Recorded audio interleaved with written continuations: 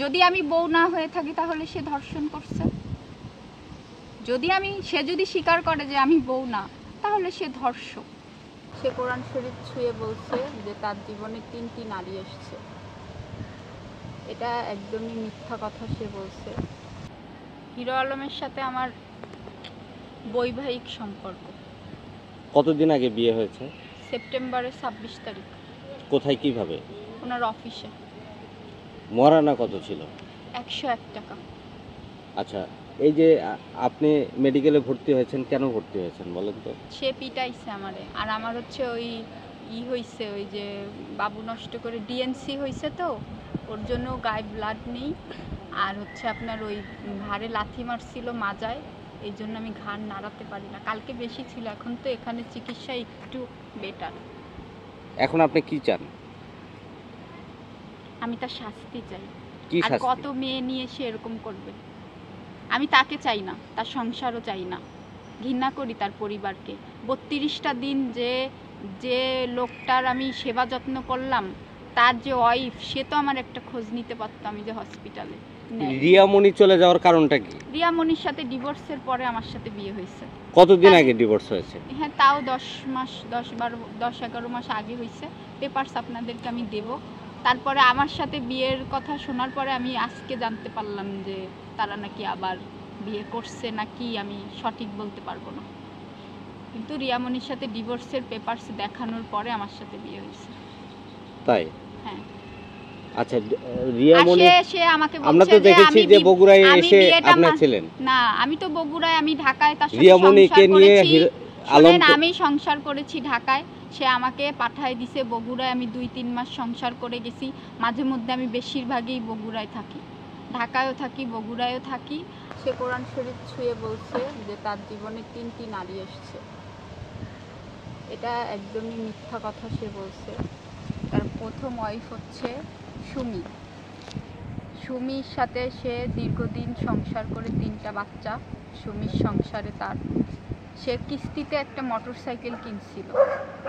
কেনার পরে সেই মোটরসাইকেলের কিস্তি দিতে পারছিল না, তাই তার শ্বশুরবাড়ি যে কিছুদিন রাতে পালিয়ে আর কি থাকে।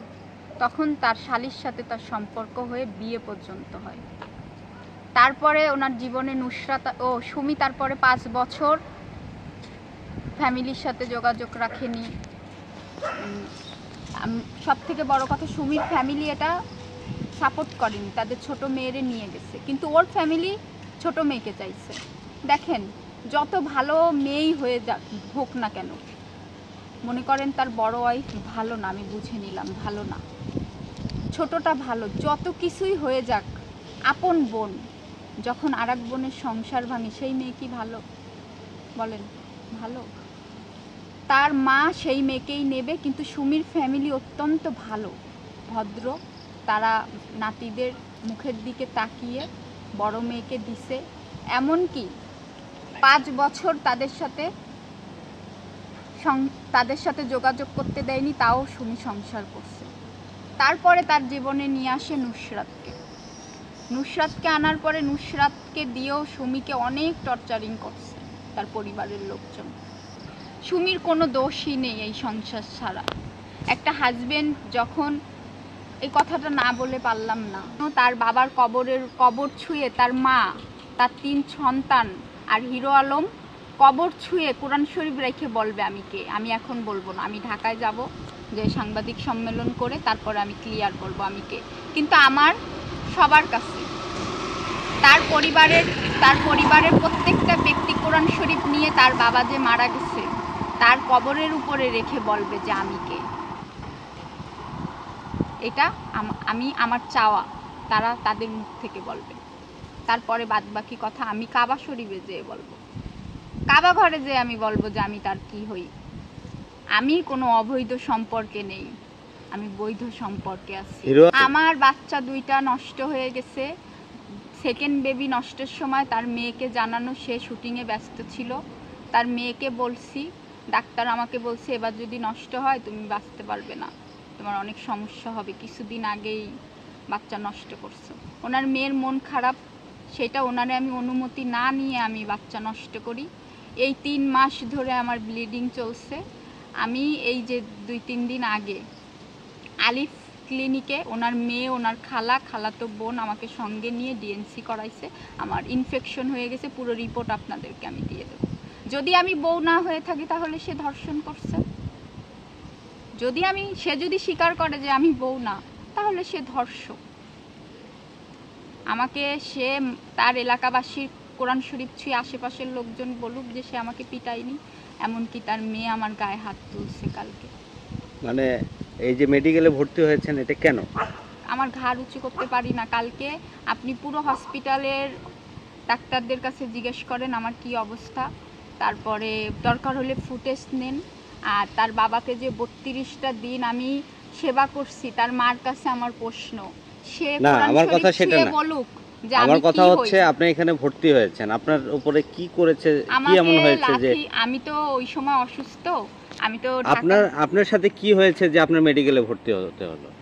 আমাকে এইখানে লাথি মেরেছে, মাজায় লাথি মেরেছে, অনেক মারধর করছে। সে কে এটা করছে হচ্ছে আলম করছে, আর কালকে হচ্ছে আলমের মেয়ে আমাকে গায়ে হাত দিছে, বড় মেয়ে আলম।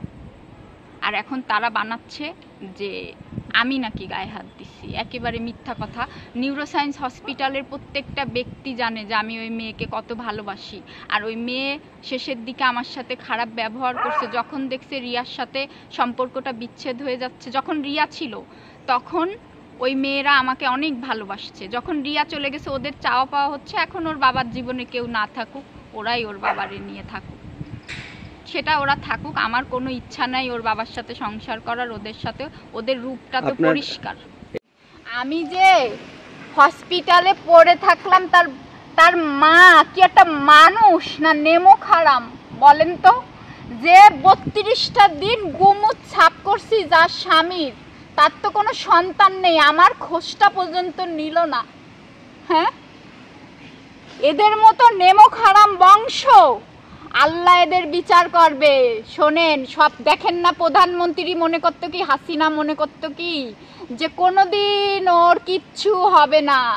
আল্লাহর বিচার দেখেন, আল্লাহর মার দুনিয়ার বার হয়নি, তা আপনাদের হিরো আলমেরও হবে। আজকে আমি হসপিটালে, আমিও এই অবস্থা, একটা মানুষ আসেনি। আর আমি 32টা দিন নিউরোসায়েন্স হসপিটালে, কালকে ভিডিও হবে যে আমি কি করছি।